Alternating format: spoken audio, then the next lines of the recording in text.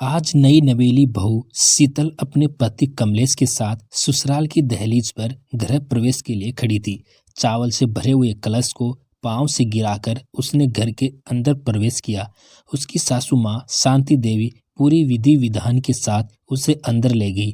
विधि विधानों के दौरान उनके द्वारा दिए जा रहे निर्देशों के ढंग से ही शीतल समझ गई थी कि उसकी सास काफी दबंग किस्म की महिला है। वह एक ममतामयी माँ कम और शासन को हाथ में रखने वाली सासू माँ अधिक नजर आ रही थी। रात को सुबह की सेज पर कमलेश ने शीतल से कहा कि वह माँ के कहे पर चले और माँ को नाराज ना करे। माँ हमेशा से अपने मन का ही करती आई है और आगे भी यही होगा। नई नवेली दुल्हन शीतल को थोड़ा अजीब तो लगा, परंतु उसने कुछ नहीं कहा, सिर्फ सिर हिलाकर रह गई। धीरे धीरे सारे रीति रिवाजों में एक सप्ताह गुजर गया, मगर शीतल पिछले कई दिनों से देख रही थी कि आंगन के उस तरफ एक और कमरा है जिसमें सिर्फ काम वाली शांताबाई जाती थी और थाल में खाना भी ले जाती थी, और कोई भी उस कमरे की तरफ नहीं जाता था।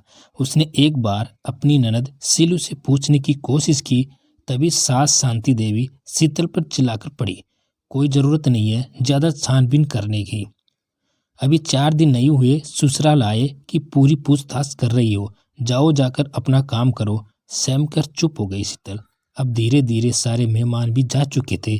घर में सिर्फ उसके सास ससुर ननद पति और वह रह गए थे। एक दिन दोपहर को जब सभी लोग अपने अपने कमरों में आराम कर रहे थे तो उसका पति कमलेश कहीं नजर नहीं आ रहा था। शीतल कमलेश को ढूंढते ढूंढते दबे पांव आंगन के उस पार उस कमरे तक जा पहुंची। वहां जो उसने देखा उसकी आंखें फटी की फटी रह गई। एक बहुत ही दुर्लभ बूढ़ी माँ बिस्तर पर पड़ी थी।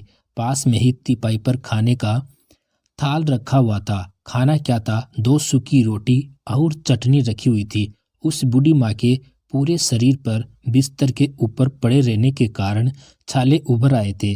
कमलेश उन छालों पर मरहम लगाने का प्रयास कर रहा था। तभी शीतल अंदर कमरे में पहुंच गई और अपने पति से पूछा, कमलेश यह कौन है और इस हालत में क्यों है? कमलेश कुछ क्षण मौन रहा, फिर दबे स्वर में कहा, ये हमारी दादी है। पति का जवाब सुन और दादी सास की स्थिति देख शीतल हैरान रह गई। कमलेश से बोली, कमलेश दादी इस अवस्था में क्यों है और इधर अलग स्थान पर इस कमरे में क्यों पड़ी है? क्योंकि दादी ने अभी तक गांव के खेतों वाली जमीन के कागजात पर हस्ताक्षर नहीं किए, और अच्छा ही हुआ कि नहीं किए। अगर उन्होंने कर दिए होते तो माँ तो उन्हें घर से बाहर ही निकाल देती।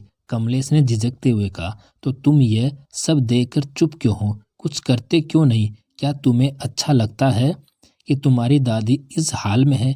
शीतल का मन पिघल गया। पिताजी ने उन्हें समझाने का प्रयास किया था, पर माँ ने आग बबूला होते हुए अपनी नाड़ी तक काटने की धमकी दे डाली। विवश हो गए हम सब। बहुत बुरा लगता है दादी को इस हाल में देखकर, कहते हुए कमलेश की आंखें नम हो गई। एक बार प्रयास तो करके देखो सब कुछ बदलने का। माँ कुछ नहीं करेगी, ऐसे लोग अंदर से डरपोक होते हैं। वह सिर्फ भय दिखा रही है ताकि सब उनकी बात मान जाए। अन्याय का विरोध करना सीखो कमलेश। मैं दादी को अभी इस वक्त कमरे से बाहर ले जाऊंगी। तुम बाहर जाओ, मैं दादी का शरीर पहुंचकर और कपड़े बदलकर उन्हें लाती हूँ। शांति देवी आराम कर रही थी। तभी उन्हें बैठक से हंसने बोलने की आवाज आई, जिसे सुनकर वह उस तरफ जा पहुंची। वहां साफ सुथरे कपड़े में दादी को बैठी देखकर ही उनका पारा 7वें आसमान पर जा पहुंचा। वह चीखते हुए बोली, किसकी हिम्मत हुई इस बुढ़िया को यहाँ लाने की? शीतल ने शांत स्वर में कहा, इन्हें यहाँ लेकर मैं आई हूँ माँ जी। किससे पूछकर और किसकी अनुमति से? शांति देवी जोर जोर से दहाड़ने लगी।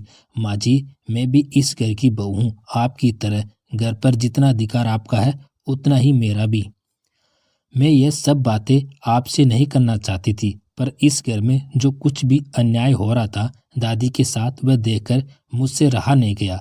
अब दादी मेरे कमरे के बगल वाले कमरे में रहेगी और पूरे अधिकार और सम्मान के साथ रहेगी। इनका तिरस्कार अब और मैं बर्दाश्त नहीं करूंगी।